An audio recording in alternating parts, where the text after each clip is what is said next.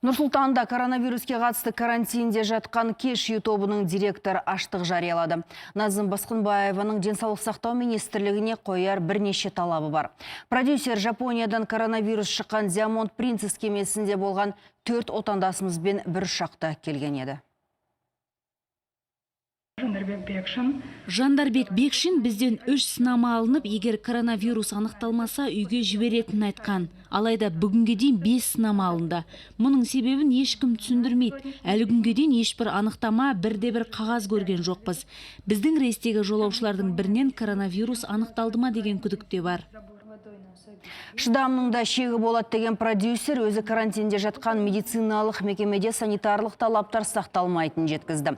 Палатасын видеоға түсірген ол тазалық жұмыстарының тұрақты түрде жүргізілуін талап етіп отыр.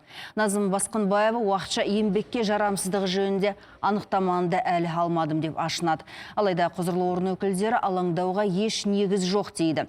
Өйткені сынаманың қорытындысы бойынша жолаушылардан коронавирус анықталмаған.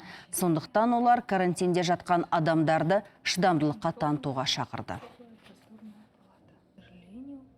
20 кісіден бәрінен де 3 рет сынама алды. Зерттеу